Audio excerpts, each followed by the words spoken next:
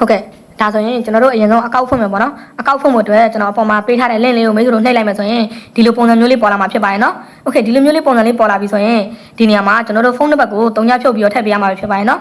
ဥပမာအနေနဲ့ဗျာကျွန်တော်တို့ဖုန်းနံပါတ်ကaudio ဆိုရင်3ညကို3ည800 3ညကိုဖြုတ်လိုက်ပြီးရင်ကိုရေးလိုက်ပေါ့နော်ဒီမှာကျွန်တော်ဖုန်းနံပါတ်လေးတစ်ခုရိုက်ထည့်လိုက်မယ်ပေါ့နော်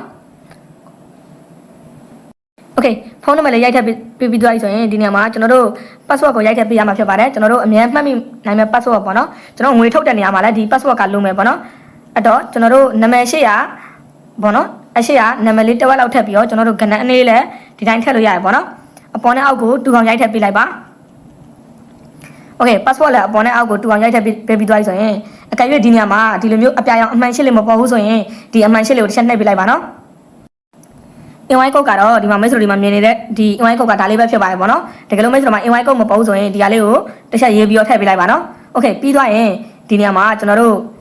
ဒီမှာမှတ်ပုံနေဆိုတဲ့နေရာလေးပေါ့နော်ဒီနေရာလေးကိုကျွန်တော်နှိပ်ပေးလိုက်ပါအကယ်၍မိတ်ဆွေတို့ဒီနေရာမှာမှတ်ပုံနေနှိပ်တယ်ဟိုတခုခု login error တို့ဒါမှမဟုတ် your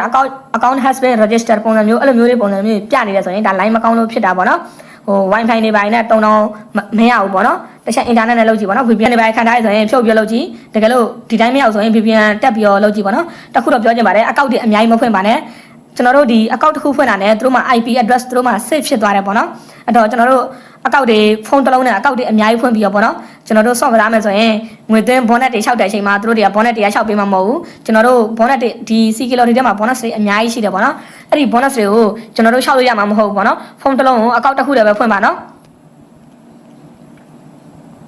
โอเคပေးမှတ်ပုံတွေကိုကျွန်တော်ချက်နှိပ်လိုက်မယ်โอเคမှတ်ပုံတွေနှိပ်လိုက်တာနဲ့ဒါကျွန်တော်တို့ရဲ့အကောင့်ပွင့်သွားပြီပေါ့နော်ကျွန်တော်ရဲ့အကောင့်ပွင့်သွားပြီဒီလိုမျိုးလေးပေါ်လာရင်ဒီနေရာမှာ active ပါဆိုတာလေးကိုချက်နှိပ်ပြလိုက်ပါပြီးရင်ဒီစာသားလေးကြာလာမယ်ပေါ့နော်ဒီစာသားလေးကိုမိတ်ဆွေတို့တေချာကြည့်လို့ရပါတယ်ပေါ့နော်ဒီစာသားလေးကိုကျွန်တော်တို့ဟိုအောက်ထိဆွဲကြည့်မယ်ပေါ့နော်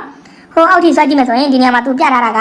ကျွန်တော်ငွေ9000သွင်းရင်သူဒီနေရာမှာပေါ်နဲ့1000ပေးမယ်ပေါ့နော်1000သွင်းရင်2000ရမယ်9000သွင်းရင်8000ရမယ်ပေါ့နော်ပြီးရင်ဒီမှာအဆက်နဲ့ကျွန်တော်ကြည့်သွားလို့ရပါတယ်ကျွန်တော်ဒီမှာ2သိန်းသွင်းမယ်ဆိုရင်ပေါ်နဲ့2000ရမယ်7သိန်းသွင်းမယ်ဆိုရင်ပေါ်နဲ့8000ဒီမှာသိန်း40သွင်းမယ်ဆိုရင်ပေါ်နဲ့2သိန်းရမယ်သိန်း100သွင်းမယ်ဆိုရင်ပေါ်နဲ့9သိန်းရမယ်ပေါ့နော်အဲ့လိုမျိုးလေးဒီမှာသူပြထားပါတယ်ဒီမှာအများကြီးပေါ့နော်ဒီဟာလေးတွေကကျွန်တော်တို့ငွေသွင်းမှာဒါဒီအပိုစု bonus ကရမှာဖြစ်ပါတယ်ပေါ့နော်ဒါကငွေသွင်း bonus ဒါအပိုစုတိတက်ပေါ့နော်ကျွန်တော်ငွေသွင်း bonus နဲ့မဆိုင်ပါဘူးငွေသွင်း bonus ကကျွန်တော်တက်တက်ရရှိမှာဖြစ်ပါတယ်ဒါကကျွန်တော်တို့အကောင့်ဖွင့်တာနဲ့ကျွန်တော်တို့ဒါငွေသွင်းပေါ့နော်ဒါငွေသွင်းအပိုစု bonus ပေါ့နော်โอเคအခုလက်ရှိတော့ဒီကောင်ကျွန်တော်တို့ဒီနေရာလေးမှာအမှန်ရှင်းလေးနှိပ်ပြီးတော့အမှန်ရှင်းလေးနှိပ်ပြီးတော့ဒီနေရာမှာကျွန်တော်ချက်ချင်ကလေးကိုတစ်ချက်နှိပ်ပြလိုက်ပါနော်โอเคဒါဆိုရင်ဒီနေရာမှာကျွန်တော်တို့ခုနဖွင့်လိုက်တဲ့အကောင့်သေးလေးဖွင့်သွားပြီပေါ့နော်အကောင့်သေးလေးဖွင့်သွားပြီဆိုရင်ဒီနေရာမှာကျွန်တော်တို့ဒီ application လေးကိုတစ်ချက် down မယ်ပေါ့နော် application လေးကို down ဖို့အတွက်ဒီနေရာမှာ desktop ကိုထည့်ပါဆိုတဲ့နေရာလေးပေါ့နော်โอเคဒီနေရာလေးကိုကျွန်တော်တို့တစ်ချက်နှိပ်လိုက်မယ်ပေါ့နော်နှိပ်လိုက်ရင်ဒီမှာ install လို့ပေါ်နေပါတယ်နော်ဒီဟာလေးကိုနှိပ်ပြီးတော့ download ဆွဲလို့ရတယ်ပေါ့နော်ဒီကကျွန်တော်တို့ Android မှာတော့လောလောကူကူတော့ download ရတယ်ပေါ့နော်ဒါပေမဲ့ iPhone တွေပိုင်းကြမှာ iPhone တွေပိုင်းဆိုရင်ဒီက download application က down ပြီးတော့ဝင်လို့အဆင်မပြေဘူးပေါ့နော်တချို့ဖုန်းတွေရမရတော့မသိဘူးပေါ့နော်ဒါပေမဲ့ကျွန်တော်စမ်းကြည့်တဲ့လောက်ကတော့ iPhone တွေနဲ့မရဘူးပေါ့နော်ဒါပေမဲ့သူက website ထဲမှာတော့ရတယ်ပေါ့နော်ဥပမာဒါခုနကကျွန်တော် link ကိုနှိပ်ပြီးတော့ဝင်လိုက်တာပေါ့နော် link ကိုနှိပ်ပြီးဝင်လိုက်တဲ့အတွက်ဒီထဲမှာကျွန်တော်လုံးချင်တာလုပ်လို့ရပါတော့ game တွေဆော့လို့ရငွေသွင်းငွေထုတ်အကုန်လုံးလုပ်လို့ရပါတော့ဟိုတိတက်ဒီလိုမျိုးကြီး application တော့ထွက်မလာဘူးပေါ့နော်ဒီလိုမျိုးကြီး application ထွက်မလာဘူးကျွန်တော် website မှာသွားပြီးဆော့မယ်ဆိုရင်တော့ရတယ်ပေါ့နော်โอเคဒါဆိုရင်မိတ်ဆွေတို့အကောင့်ဖွင့်တက်သွားပြီလို့ထင်ပါတယ်နော်